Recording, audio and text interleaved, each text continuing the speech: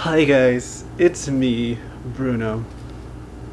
Alright, so I have a new little setup here. I finally invested in a ring light, and I also got like some studio lighting going on. So, process as it goes along because, making a video is not always easy because there's a lot of things you have to consider, okay? Alright, so for my first YouTube video, I'm gonna probably just do something about being a rideshare driver because that's what I do during this whole pandemic. It's like probably the only thing that's gonna keep me afloat. But for the longest time, I've always wanted to do a video about all the things that happen, and that's just it. Like all the things that happen. I can't believe some of the stuff that happens, and there's a lot of misconceptions, and I think people and drivers don't know a lot about this. But anyway,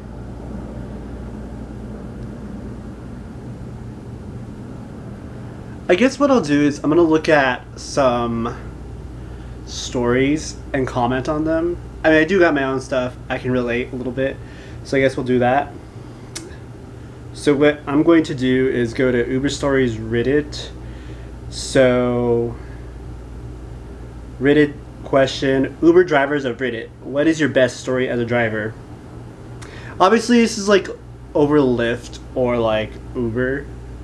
Just being a rideshare driver in general, because if you drive for one, you probably drive for like the other. Alright, first story by Calvin, 5 years ago. I picked up a few guys that were planning on going to a friend's hotel to drink. They brought along a garbage full of Bud Light. On the way there, they decided to go straight to the bar instead. When we got to the bar, they left without the bag full of beers, and when I pointed out that they told me that I could keep it as a tip, that was 3 weeks ago. I still have a bunch left. So personally, that has not happened to me. I honestly, if you're a rideshare driver and you're an experienced rideshare driver, you do not... Oh, wait. I recommend not driving after 7:30 p.m. because when it's dark, people are not on their best behavior, and when people drink, they don't act with like respect. Like they don't understand that the vehicle is yours, and in my case, the vehicle is mine. And for some people, a vehicle can represent the type of person you are. And I think the biggest thing we can take from this is that everyone's idea of clean is different. So what I think is clean is like really intense. Like there cannot be dust, because like I'll go crazy. But for some other people, having McDonald's, your kids' stuff, your clothes, or just random items in the back seat or anywhere. Like my car is literally empty. The only thing that's in there is the insurance card and maybe an air freshener. Like that thing is empty. I put everything in a backpack, and that backpack goes with me wherever I go, in and out of the car. I do not leave anything in the car. So personally, any Lyft share driver, in my opinion, any rideshare driver, try to work from 6 a.m. to like maybe 7:30 p.m. if you want like a peaceful, pleasant experience. If you don't really care about that and you want some crazy stories and adventures, I would say you can go after 7:30 p.m. until maybe like 5 a.m. in the morning. So you can do that. But personally, I choose not to because I'm a neat freak, and people leaving garbage behind and acting silly and making your car dirty, I don't go with that. Some people can, I can't, It's just preference. Alright, next story. This guy, Mako228, very first fare, it was January in West Michigan. I had just bought a new car, and it was real wheel drive. 3 people get in my car. 1 is very drunk. When I drop them off at their place, the other two can't get the hammered one inside. So I get out of the car and firemen carry him into the house. The other two are laughing their ass off and Snapchatting me.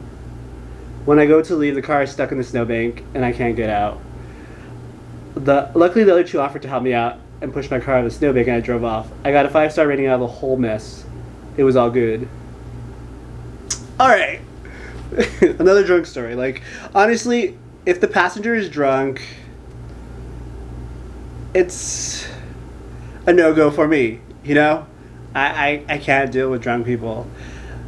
It's tricky because sometimes you think there are no day drinkers, and occasionally they are, and some people just think that the Uber driver or rideshare driver is going to help them out. Once in a great while, they will. I mean, there are some good rideshare drivers out there, but, you know, just like anything else, there's good and bad. I'm a good person, so I try to help out, but honestly, I don't think I would have gone this far. But the first thing that I noticed is that he said he got a new car. Like, honestly, in my opinion, if you are going to do a rideshare service or delivering, do not get a new car. Do not get a new car. Like, no, that's not useful. I mean, I guess it could be. The pro is that a new car has less mileage, and it's brand new, and it's got the latest technology, you know? But I think that if you're a rideshare driver, you're going to wear it out faster because you're doing a lot of miles. Also, you will get people who are just not as clean as you are, and they could spill stuff on your seat. Like, half the stains on my seat are not because the person was a jerk.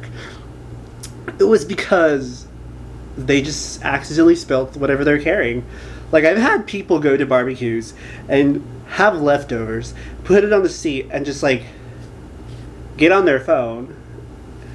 And, like, I'm over here driving, like, 30 miles per hour in the city.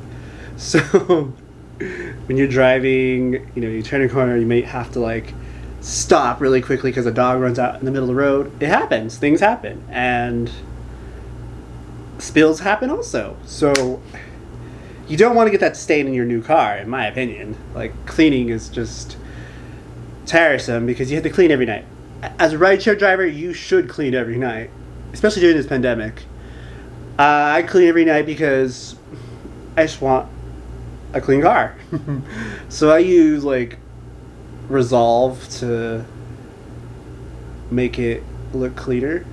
But if it's a stain, I usually use OxyClean or some other stuff. Like, I try different stuff out. I've tried 5 different products out. So far, I like Resolve because I have cloth seats. So the stuff really gets into the foam and eats up the dirt and stuff. But for stains, it does not work on stains. So I would recommend OxyClean because it just helps. Like, it gets it out. And people who have leather seats, you're on your own because I don't have a leather seats. But yeah, like, getting a new car to drive for a ride share like Uber or Lyft, it's okay, but I wouldn't recommend it. I would go with a semi-good used car, maybe with more than 50,000 miles on it already, and 5 years old from the current year. So right now it's 2020. Go for a 2015 something. You really don't need all the bells and whistles. You don't need leather seats. You don't really need tinted windows. You don't need the best to be a rideshare driver. At the end of the day, you're getting from point A to point B. And sure, it may be cool to be like one of those rideshare drivers that drive a Porsche or a Tesla, but having strangers in your car, like, everyone should be a rideshare driver once in their life, you know? Like, it's the server, being a server, but in the transportation industry. Like, the crap you get being a server, you will get as a rideshare driver too. It's not like you're going to meet really cool people. It just probably depends. In my city, it's very diverse. I live in Dallas, Texas, so you have everything. You will go everywhere. Like, that's just part of being a rideshare driver. You can't really pick where you go because you're taking the person to where they gotta go. And sometimes it might be in a different part of the city, but you don't know. I mean, you learn a lot about the city. You know where to go. You learn how to do shortcuts. You don't always have to rely on GPS. Oh, by the way. Okay, here's a good one. This is an Uber Black driver. So basically, Uber Black is a vehicle that's all blacked out. So they're like almost a luxury ride, and you pay more for those. All right, here we go. From Nor Kalman. A few months ago, I picked up a man and woman in their 40s from a restaurant. They were clearly not having a good time, arguing about something. Towards the end of the ride, he punches her in the face as hard as he could. When we pulled up to the destination, he pulls out a knife and starts to threaten her and me. I tell him to take it outside and I drive away. I couldn't help but feel bad for the woman, so I drove to the county sheriff department and told them what happened. Luckily, Uber Black cars have a camera inside that record events. When the sheriff looked at the video, he asked for the address, and they arrested the guy. I also reported the incident to Uber. They called me and took a recorded statement by phone. Oh, wow. So, wow. I mean, this is not uncommon. This is not uncommon. I think at the end of the day, we all have different perceptions. We grow up differently. And what I'm saying this is because that has happened once to me, actually. That is not a very rare thing. That's a common thing. Like, couples usually get in arguments. I remember one time I picked up this couple from, I want to say where uptown meets downtown. It's a really nice area. It's like a tourist area. And so this couple, this is like during the second week of the quarantine, I picked them up and they were going to the other side of the city, which was like 30 minutes away. And she was upset with him drinking. And his response was, it was only 2 beers. Clearly, it was much more. There's much more about this than just 2 beers. Like, this is probably like years or months of like them having angst against each other and just, they're just not having it anymore. They're just not having it anymore, you know? Like, there was clearly something going on. And honestly, as a rideshare driver, it's a really gray area because you want to help, but you don't know if... No, let's repeat that.